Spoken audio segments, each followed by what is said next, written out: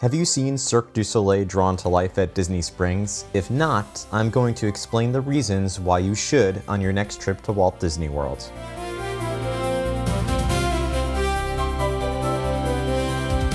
Welcome aboard Imagination Skyway, your guided tour through the worlds of Disney and Imagineering. I'm your host, Matthew Krull, and it's my job to explore the stories and places we love and the people who bring them to life. Before we get started, remember that you can unlock ad-free episodes and bonus content at patreon.com/imaginationskyway and get complimentary trip support from our sponsors at kmvtravel.com/skyway. Please be sure to also follow Imagination Skyway on social media for even more content and ways to connect with the show. In today's episode, I am going to review my first time ever seeing Cirque du Soleil drawn to life at Disney Springs, which was hosted by the show.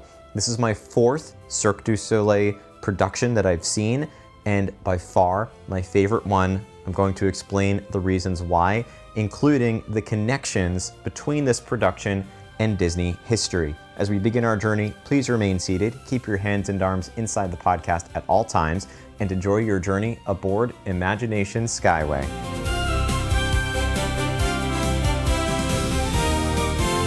If you've been to the west side of Disney Springs, you have probably noticed this large white circus tent-like structure that hosts Cirque du Soleil. Now, when this part of Walt Disney World was downtown Disney, it was Cirque du Soleil La Nouba. In fact, that was the first ever Cirque du Soleil production I ever saw. My parents took my sister and me to see La Nouba when we were kids, and it is a distinct memory for me and one that helped establish my love of Cirque du Soleil. Now, unfortunately, I don't get the opportunity to see Cirque du Soleil very often. I have seen two other Cirque du Soleil productions over the course of my life, both as an adult. I saw Cirque du Soleil Windhoek at Madison Square Garden. I don't remember which year, but that was in New York City. So that was great that I got to see a Cirque du Soleil show so close to my home. And when Joanna and I, on a trip, went to Las Vegas together, we saw Cirque du Soleil Mystere at Treasure Island. I was invited by the Cirque du Soleil team on this vacation to Walt Disney World to go see Cirque du Soleil drawn to life, and I was really looking forward to this one because, as I said, I love Cirque du Soleil, and of course, I have this podcast, I absolutely adore Disney, and this show represents the first time that Disney collaborated with Cirque du Soleil.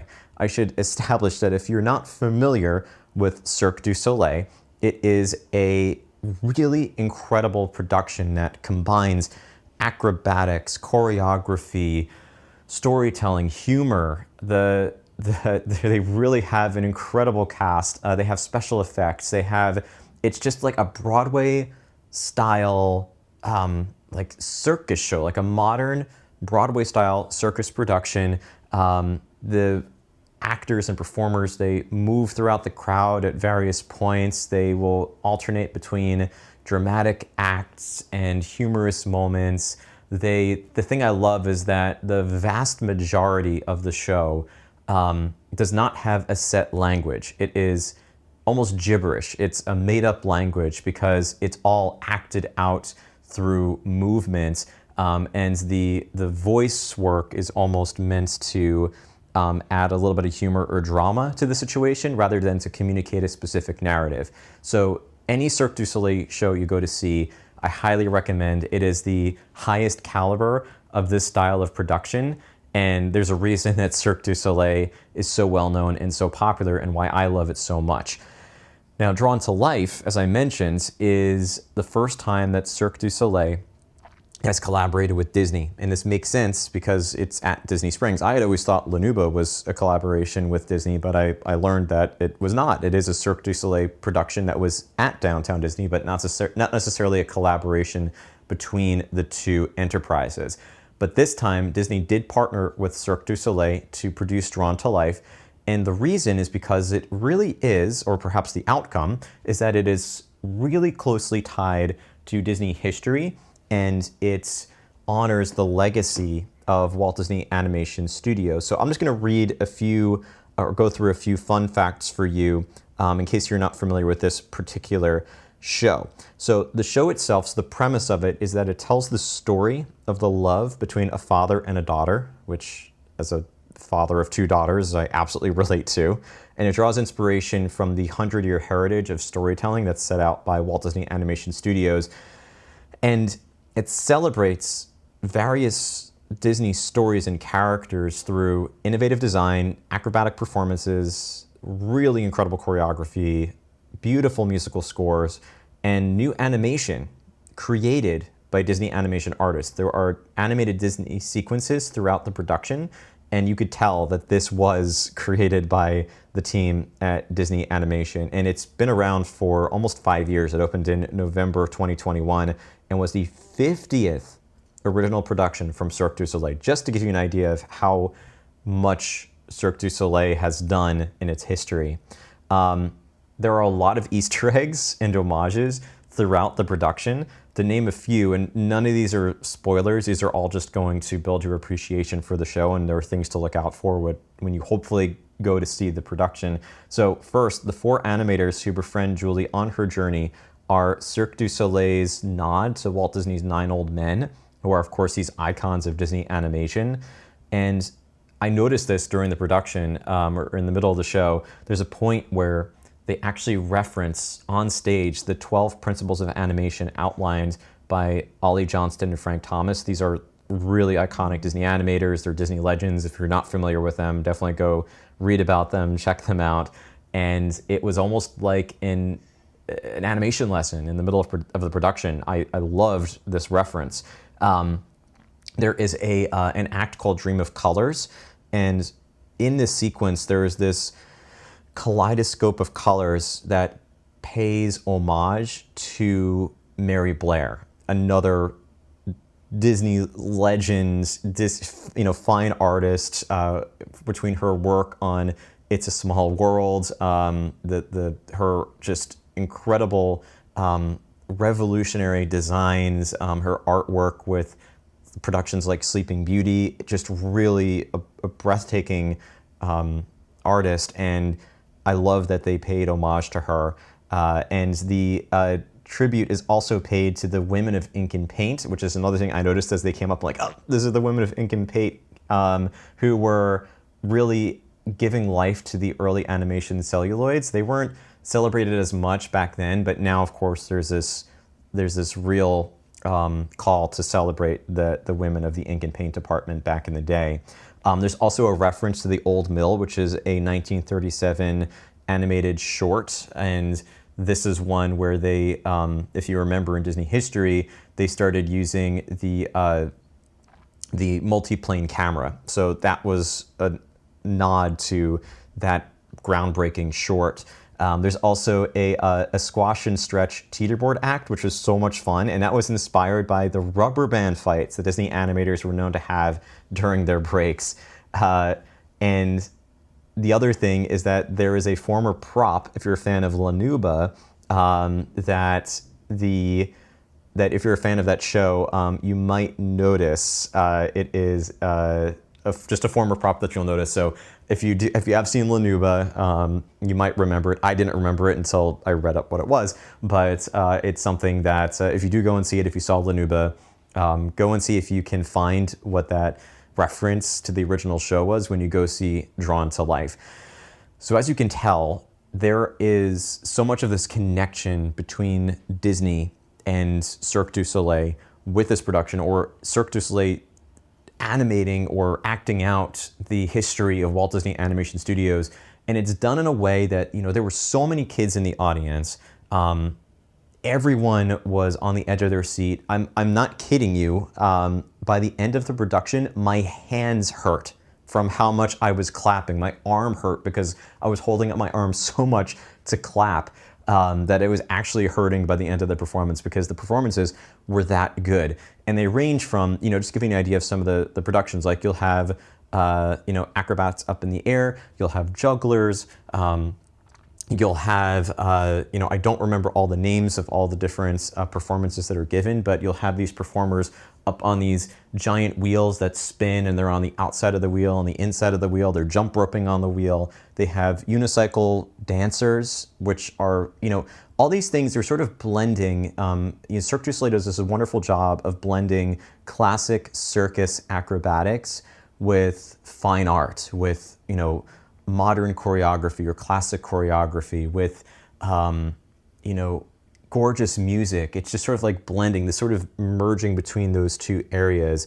Think of like ballet meets circus acrobatics. It's just such an incredible style of showmanship, and it's a performance that I really enjoyed seeing. I cannot stress that enough. I know this was hosted, but I am genuinely planning to go back because I missed things, and there were so much on stage at any given point. There were sequences that were breathtaking. There was true magic that happened on stage, special effects that had me, scratching my head asking, how did they do this? There's a really beautiful dance sequence in the back half of the show where it looks like this performer is, doing this slow motion flying through the air.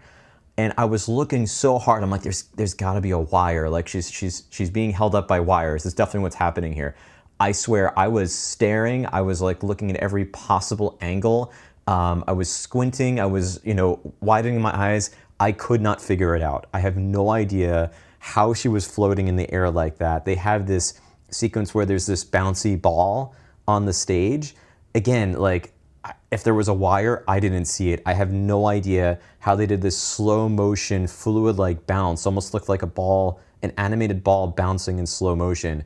There were effects that happened on stage that I had to think to myself, it's almost like they partnered with Walt Disney Imagineering, because the illusions that were on stage, in addition to the style of showmanship of Cirque du Soleil, created something so breathtaking and so beautiful and so jaw-dropping that I just found myself in disbelief. And I haven't felt that way seeing a show in a long time. So if you couldn't tell, there's every reason to go see the show. It's an hour and a half. Make sure you show up early. There's a pre-show that begins, let's see, I showed up about 15 minutes before the show started, and it seems like it was just in its early stages. So the pre-show involves some of the performers coming out onto the stage. It's lighthearted, it's funny, it's fun. And one of the things they do, if you have kids, is they invite the kids to come up on stage and draw their own, or create their own drawing. They give them about 5 or so minutes to draw. And then they take this drawing, each child's drawing, they put it and project it onto the screen behind the stage, and they have the audience applaud for them. And I have chills now thinking about it. Just thinking about how inspiring that would be for the kids on stage. I imagine that this is a show that might inspire some kids to become animators or artists.